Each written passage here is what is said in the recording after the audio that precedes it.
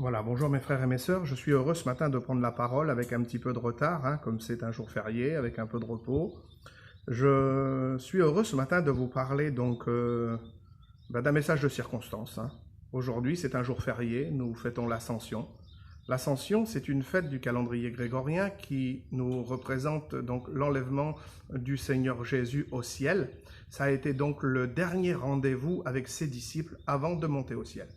En leur laissant donc quelques instructions très importantes, notamment celui de Marc 16, en disant vous serez mes témoins en Judée, en Samarie, à Jérusalem et jusqu'aux extrémités de la terre.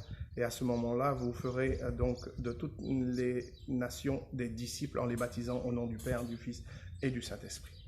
À ce moment-là, Jésus va leur donner un dernier rendez-vous sur une montagne près de Béthanie et il va leur donner des instructions avant de monter vers son Père pour aller nous préparer cette place. Donc l'ascension précède une des belles promesses de Jésus-Christ, c'est celui donc de ne pas quitter la ville sainte avant d'avoir reçu donc le Saint-Esprit, une puissance survenant sur vous et vous serez mes témoins.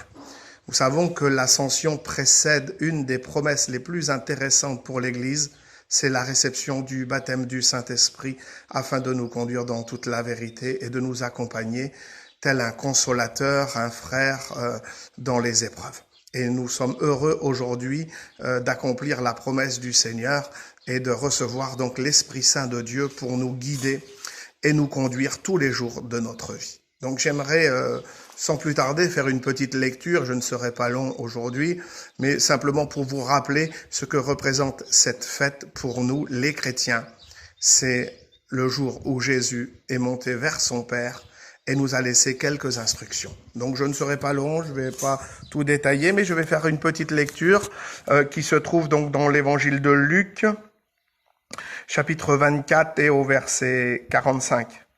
Alors il leur ouvrit l'intelligence pour comprendre les Écritures. Et il leur dit, « Ainsi il est écrit que le Christ souffrirait et qu'il ressusciterait d'entre les morts le troisième jour, et que la repentance en vue des pardons des péchés serait prêchée en son nom à toutes les nations, à commencer par Jérusalem.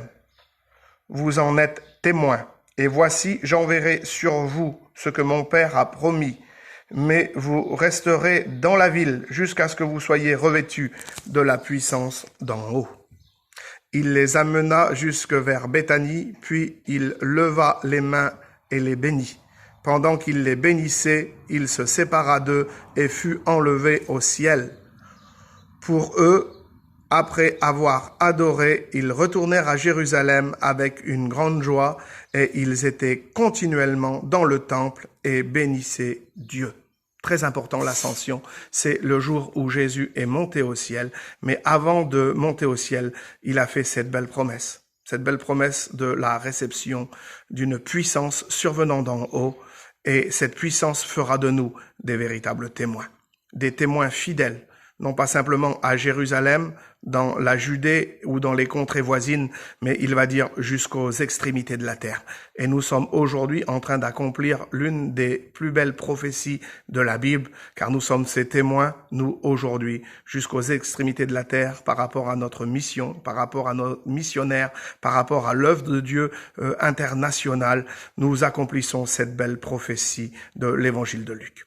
Très important de le savoir, Jésus est parti au ciel et il est parti nous préparer une place merveilleuse que nous attendons, cette bienheureuse espérance, car bientôt il reviendra nous chercher. L'ascension est pour nous le départ, si vous voulez, du compte à rebours du retour du Seigneur Jésus.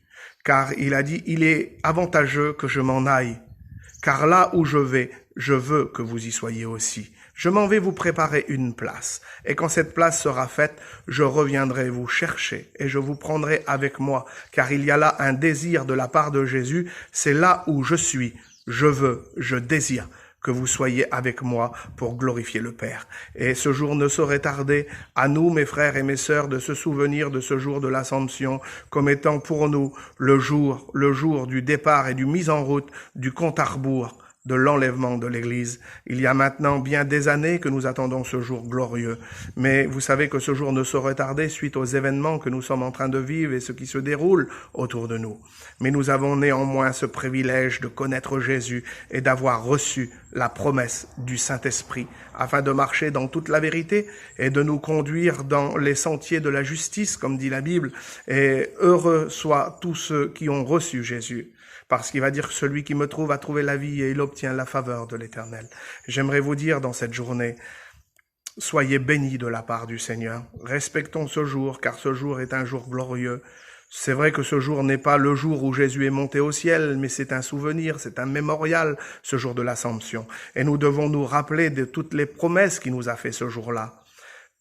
Les promesses de nous donner le Saint-Esprit. Promesse d'être ses témoins jusqu'aux extrémités de la terre. Promesse de faire donc des disciples en les baptisant au nom du Père, du Fils et du Saint-Esprit. Promesse qu'il allait revenir nous chercher dans un jour glorieux, dans un jour de gloire où il essuiera toute larme de nos yeux.